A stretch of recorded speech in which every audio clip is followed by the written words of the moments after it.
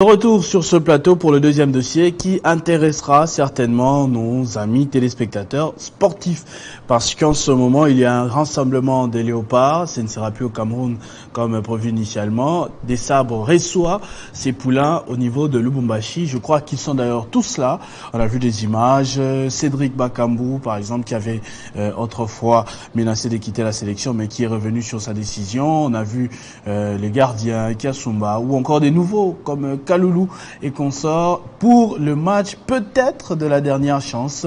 Si on l'emporte face à la Mauritanie, on pourra remonter le tableau parce qu'on est dernier, je signale, dans le groupe où se trouvent le Gabon, le Soudan et la Mauritanie que nous allons rencontrer. 4 points, 3 points, 3 points et 0 pour la RDC. Pour en parler, je ne vais pas lui retirer tous les mots de la bouche, monsieur Maître David Chimanga, parce qu'il est avocat, mais aujourd'hui dans sa casquette d'analyste sportif, nous a rejoint sur ce plateau. Bonsoir et bienvenue. Bonsoir Christopher, bonsoir à tous les téléspectateurs de Télé 50 et merci à vous qui êtes là fidèles devant vos postes téléviseurs. Alors avant d'aborder la thématique telle que choisie par la production, monsieur Katalaï et madame Francine Mbombo, j'aimerais d'abord avoir votre ressenti par rapport à ce match face à la Mauritanie. Comment vous le sentez? Avec un peu d'inquiétude, d'abord parce que la RDC, cette grande nation du football, se retrouve bon dernier avant ce match contre la Mauritanie qui va se jouer, n'est-ce pas, la 3e et la 4e journée et où on est avec les Gabon. Et déjà, c'est l'équipe que nous rencontrons est devant nous. Alors que la grande nation que nous sommes, la grande nation de football, nous devrions normalement être en première position. Et là, nous avons toutes nos chances, n'est-ce pas, de nous relancer face à cette équipe mauritanienne. Mais également un autre souci de tristesse, c'est par rapport à l'aventure qui a connu cette rencontre. Alors que nous avons un stade homologué, n'est-ce pas, au pays, mais on s'est retrouvé avec un premier choix au Cameroun. Je ne sais pas quelles ont été les réelles motivations de ceux qui avaient, n'est-ce pas, voulu. Surtout qui a donné cette idée, qui a conseillé. Je ne sais pas comment est-ce que ça pouvait être possible. Je me pose toujours la question, quelles ont été les réelles motivations? Et des fois, il y a des questions auxquelles nous n'avons pas de réponse parce qu'on se dit que c'est un non-sens pendant que nous avons les stades tout puissants Mazembe. Ici, localement au pays, on va choisir un stade en dehors du pays et au Cameroun. Donc, heureusement que la haute hiérarchie du pays s'est investie pour poser des questions et finalement on a compris qu'il n'y avait pas de réelles raisons. Là, vous entendez le président de la République. Bien sûr, il s'est encore impliqué. Bien sûr, mais parce que vous savez ici, depuis un bon bout de temps, on est habitué à ce scénario que lorsque l'organe technique est en mal de positionnement, ne sait pas faire bien les calculs et finalement c'est le président de la République qui intervient. Mais Maître David Chimanga, est-ce que vous êtes d'accord avec moi que de toute l'histoire de la RDC, peut-être vous me direz le contraire, le football, sport roi, ne s'était jamais aussi mal porté qu'aujourd'hui. Là, il n'y a plus de mots. Ce qui est vrai, nous ne sommes pas en dessous de la moyenne, mais nous sommes au bas de l'échelle. Et ça, j'emprunte vos termes, les concepts que vous avez employés, on n'a jamais été aussi bas. Ça veut dire que nous sommes éliminés par des nations qui n'ont même pas de renommée sur le plan footballistique. Des fois, nous sommes battus à domicile par des nations qui n'ont aucune connaissance, qui n'ont pas la notoriété que la RDC a. On se souviendra du Gabon qui a atterri 2 heures avant et nous a battus. Donc, je pense qu'il y a des choses qu'il faut impérativement revoir et des gens doivent avoir le courage. Là, il y a des élections qui pointent à l'horizon. Permettez que je touche quand même ce point. J'aimerais que tous ces gens qui ont eu à prendre notre football en otage, n'est-ce pas, qu'ils se disent d'eux-mêmes que nous ne pouvons plus postuler. Ça serait une honte de voir tous ces gens Là, vous parlez de quelles élections? Au niveau du pays ou bien de la FECOFA? Au niveau de la FECOFA. Je parle du football parce que c'est l'organe technique. Oui, oui. La FECOFA, c'est l'organe technique qui a la gestion du football au quotidien. Oui. Donc, ceux-là, au moins, ils peuvent nous aider, n'est-ce pas, à dire, bon, voilà, comme d'ailleurs, un de leurs avait déjà commencé par faire, monsieur Constant Omari, que je peux quand même appeler maintenant l'homme moderne parce qu'il a quand même démissionné, parce que je ne lui collais jamais cette qualification. Comme lui a fait, j'aimerais que les autres emboîtent les pas, qu'ils laissent le football. Aujourd'hui, nous sommes en train de voir ce que font les autres footballeurs dans leur nation, en l'occurrence Eto'o-Fils au Cameroun, nous aimerions aussi que nous ayons un ancien footballeur quelqu'un qui a vécu, qui connaît les réalités du football. Il y a une synergie autour de Loa, Chabani Nondaï, Lungaïrita. J'aimerais au moins que nous ayons des fusques. S'ils vont échouer, mais nous aimerions voir comment est-ce qu'ils vont échouer tout en gérant le football. Ok, alors, comme vous parlez de ces élections, il y a justement ce dossier que nous avons repris sur notre thématique, le cas d'abus sexuels dénoncé, je crois, au niveau international par le journaliste Romain Molina. Oui. On a parlé de ces abus sexuels. Au sein de la FECOFA, tout un groupe, tout un empire qui s'est réuni pour faire souffrir les athlètes. Il y a des témoignages, on ne sait pas exactement authentifiés. Il y a eu des enquêtes. À un moment même, j'ai cru comprendre que les personnes incriminées, suspendues, ont été lavées. Hein, je crois savoir. Et vous parlez des élections, alors que la FIFA, en ce moment, veut faire les choses différemment, c'est-à-dire mettre un autre comité en place. On me briefait avant l'émission, il semblerait que les dirigeants pourront même venir de l'extérieur, c'est-à-dire on pourrait se retrouver à la tête de la FECOFA avec un Malien ou un Gabonais, un Sud-Africain et consorts. C'est une honte. C'est une honte pour un grand pays comme le nôtre d'arriver jusque sur ce point. Vous savez, lorsque vous êtes dans une famille, n'est-ce pas, que vous avez un papa, vous avez une maman, mais que vous voyez que le papa est en train de responsabiliser plus dans les choses de la maison, vos neveux, ou même le fils à son ami, posez-vous la question, quel est votre rôle en tant que fils de la maison? Vous savez, lorsque ce dossier a commencé, nous avons été reçus ici, ensemble avec plusieurs journalistes sportifs, par Madame Arlette Boutella, lors d'une émission d'un samedi. J'étais clair.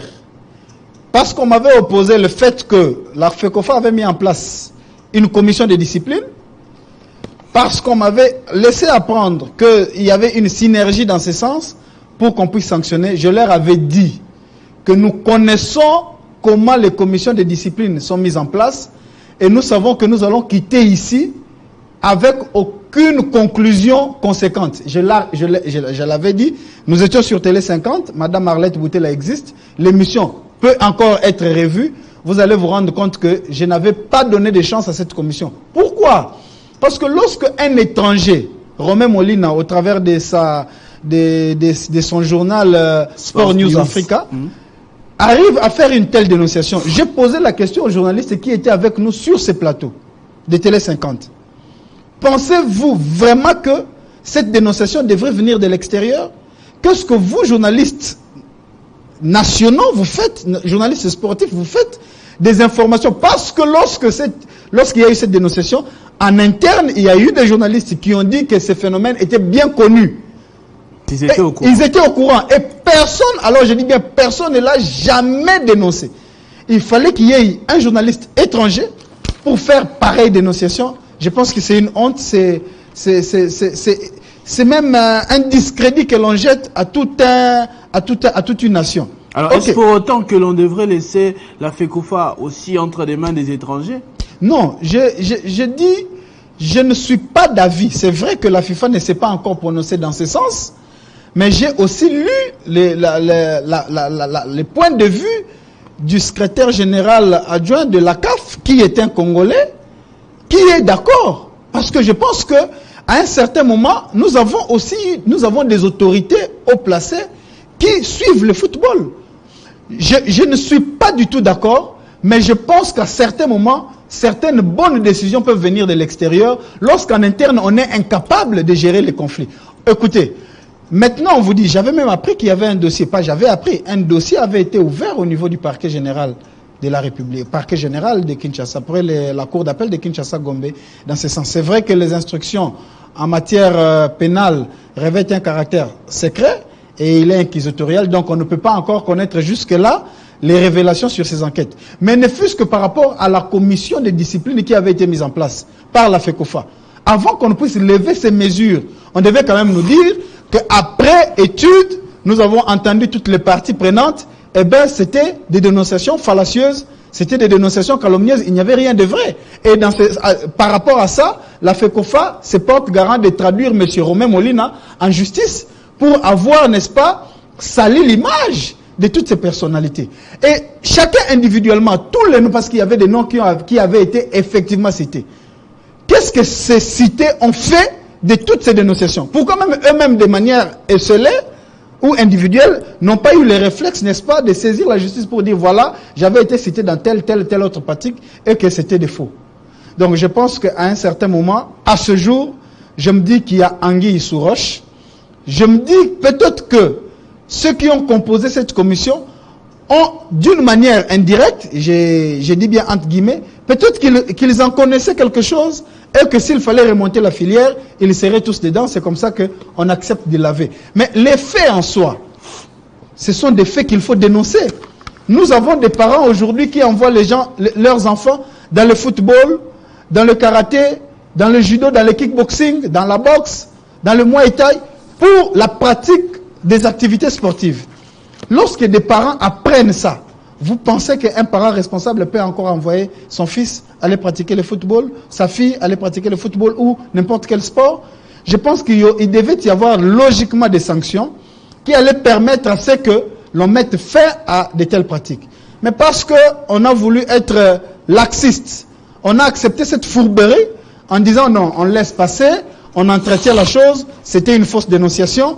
Et voilà où est-ce que nous en sommes. Donc maintenant, si la FIFA arrive à prendre de telles dispositions, parce que c'est l'organe compétent sur le plan mondial à veiller sur les bonnes pratiques du sport, du football dans toutes les nations, si elle prend telle pratique, telle décision, ça veut dire que c'est parce que vous, en interne, vous n'avez pas pris de dispositions importantes et qu'elle, comme autorité mondiale, peut sanctionner, comme on l'a dit, en jargon des juristes chez nous, qui peut le plus, peut le moins. Donc, parce que la FIFA est au niveau mondial, elle le peut sanctionner, effectivement, et nous n'aurons que nos bouches pour pleurer, nous n'aurons que nos yeux, excusez, pour pleurer, et nous n'aurons que nos bouches pour nous rendre compte que c'est déjà tard et qu'on ne sait rien faire. Mais à ma connaissance, le comité qui est déjà là en place, c'est un comité également provisoire. Depuis la démission de Constant Omari, oui, il n'y a pas eu un nouveau président élu à la tête de la FECOFA. Et j'apprends que normalement, dans peu de temps, il devrait y avoir des élections pour un comité stable et légitime cette fois-ci. Oui. Et est-ce que ça ne coïncide pas mal, vu que les faits reprochés remontent quand même, je crois, depuis l'époque Omari? Est-ce que ça ne tombe pas mal que la FIFA veuille reprendre les choses en main maintenant, alors qu'on est au bout du tunnel, pratiquement? C'est ce que je suis en train de dire tout à l'heure. Parce que vous savez, cette histoire, la dénonciation est intervenue, Omari n'était plus. La dénonciation, et c'est vrai que les faits remontaient à un peu plus avant, mais les faits n'avaient pas été mis à la disposition ou n'avaient pas été mis à la place, sur la place publique.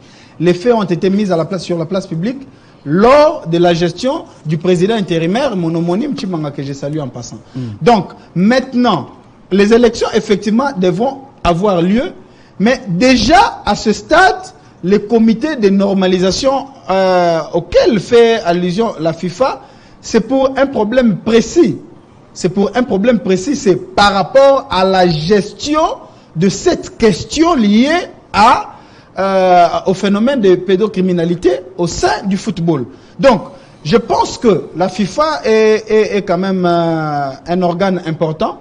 Ils vont étudier et ils doivent certainement trouver le juste milieu entre l'organisation des élections, qui est un impératif parce que le football ne sera jamais géré par un comité de normalisation pendant un bon bout de temps. Il dit 2 ans. 2 ans. Mais 2 ans, ça veut dire que parce que les élections, normalement, étaient prévues au courant de cette année 2023. Selon le calendrier qui avait été prévu, les élections devaient avoir lieu en 2023. Ça veut dire déjà que pour la FIFA, parce que déjà, une parenthèse, on est déjà en train de décrier l'organisation de ces élections. Déjà, on est en train d'aller vers les élections, mais on est en train de craindre que ce soit déjà des élections trafiquées pour qu'il y ait un autre membre de la gestion ou un autre candidat d'Omari qui puisse revenir. Donc, tout ça, ce sont des questions. Donc, si, moi je pense que nous ne devons pas organiser les élections au niveau de la FECOFA, pour les organiser, pour que nous ayons un président qui viendra continuer à nous faire subir ce qu'on a l'habitude de subir, mais il faudrait qu'il y ait un changement, il faudrait qu'il y ait rupture, il faudrait qu'il y ait un nouvel élan. Et s'il faudra cela que le comité de normalisation prenne le temps qu'il faudra. Moi, je suis d'accord, je suis d'avis, parce que j'aimerais qu'à un moment qu'on se dise, on arrête, on cherche comment revoir les choses afin que nous ne puissions pas refaire ou connaître les mêmes erreurs que nous avons connues dans le passé. Alors ça, c'est déjà très bien. C'est un conseil à prendre ou à laisser. Vous le donnez en tant qu'analyste sportif. Mais il y a aussi une petite version, une autre petite polémique. C'est-à-dire, la semaine passée, à peine, il y a eu ce grand rendez-vous de la FIFA au niveau du Rwanda. Oui. Et vous êtes sans ignorer les relations que nous entretenons, nous, la RDC, en ce moment, avec le Rwanda. Et ça a été vu d'un très mauvais œil ici par Kinshasa. Des médias ont dénoncé, d'importants leaders d'opinion également, et on dit que cette réaction de la FIFA est peut-être une représaille par rapport à cela. Quoi vous dites-vous? Oui, même moi je l'ai prise en mal, ça je dois le dire, et encore plus lorsqu'on va donner à Kagame un maillot avec un dorsal 23. Mais pour 2023. 2023, non. Nous sommes en train de parler du M23 soutenu par le Rwanda. C'est 2023 ou M23 qui est aussi un autre langage. Pourquoi est-ce qu'il fallait choisir un numéro qui allait prêter à confusion? 2023, nous parlons de M23, nous voyons le M23 derrière le Rwanda. Donc je pense que au niveau international, et ça je le dis aussi en tant qu'acteur politique, je pense qu'à certains moments, la RDC doit se lever et dire qu'elle est seule, surtout sur ces points.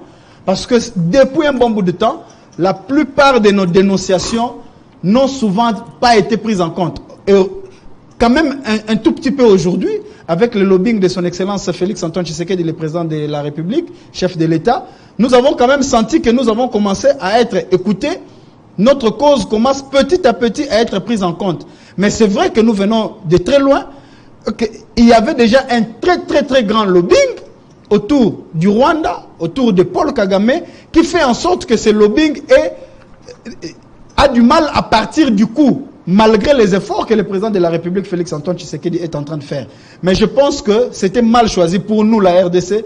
Nous avons vu ça d'un très mauvais œil, que la FIFA aille se réunir au Rwanda et qu'on donne à Kagame un maillot avec dorsal 23 qui pour nous laisse croire qu'il s'agit d'un soutien indirect au M23 que le Rwanda est déjà en train de soutenir, parce que là maintenant ce n'est plus à cacher. Mais nous pensons que c'est vu d'un mauvais œil, et je suis aussi d'accord qu'il ne fallait pas. Nous sommes une grande nation du football sur le plan africain. La FIFA devait quand même tenir compte de nos prétentions et de nos réclamations. Alors, comment se comporter? Vous avez dit en ce moment, on devrait ne compter sur personne. Seul, la RDC doit compter sur... Mais est-ce que seul, on peut gagner? Ça sera difficile, mais nous devons nous rassurer davantage. Vous savez, nous sommes dans un terrain qui nécessite à ce que nous puissions nous affirmer. Nous devons nous affirmer. Si l'extérieur ne sait pas nous accompagner, nous devons nous affirmer. Nous devons partir. Quand je dis seul, ça veut dire sans compter sur la majorité, parce que la majorité semble n'être pas avec la RDC. Nous devons compter sur ceux qui acceptent de nous accompagner, et ceux-là, nous faisons un front commun, nous avançons avec eux. Et moi, je pense que notre armée a les capacités de se défendre. Je pense, je suis quand même ancré, j'ai quand même des petites connaissances dans ce monde. Je pense que si la voie diplomatique ne tient pas, nous devons user d'autres voies, d'ailleurs, que le président de la République est déjà en train d'entrevoir, que je soutiens d'ailleurs, pour que nous puissions nous affirmer sur terrain. Et regardez, à chaque fois que nous voulons nous affirmer sur terrain, nous gagnons là. Nous sommes en train de prendre de l'avance. Mais à chaque fois que nous laissons la place à ceux qui viennent pour nous soutenir, à ceux qui viennent pour tenter de vouloir nous accompagner, nous nous rendons compte qu'ils ne jouent pas notre jeu, ils jouent le jeu de l'adversaire. Nous devons nous affirmer à un moment, dire, c'est vrai que nous voulons que vous venez nous soutenir, mais nous-mêmes, nous devons d'abord prendre les devants et défendre notre pays, parce que notre armée n'a pour seul objectif que de défendre l'intégrité du territoire congolais. Merci beaucoup, Maître David Chimanga. On vous a reçu aujourd'hui dans votre casquette d'analyste sportif, même si ça ne nous a pas empêché de glisser quand même un petit discours politique, bien évidemment. Merci. On ne vous le reproche pas parce que la situation est évidemment grave, surtout la situation sécuritaire, et toutes les occasions sont bonnes pour dénoncer cette agression injuste subie par le Rwanda. Affaire ABU sexuelle sur mineurs, les dessous des cartes de la FIFA inquiètent. C'est bien avec cette thématique que nous avons reçu Maître David de Chimanga ce soir en deuxième dossier. Avant ça, nous avions parlé du développement du Kasaï central avec toutes les priorités. C'était ça l'ossature de ce Kinshasa Direct. Merci beaucoup à vous de l'avoir suivi. Vous allez patienter quelques minutes avant la grande édition du journal avec Nathalie Yoko sur Télé 50. Suivez-nous dans tous nos canaux officiels, que ce soit sur YouTube, en TNT, Canal+, et tous les autres décodeurs. Merci beaucoup d'avoir accordé votre attention à ce numéro de Kinshasa Direct. Vivez heureux, vivez 100 ans, mesdames et messieurs.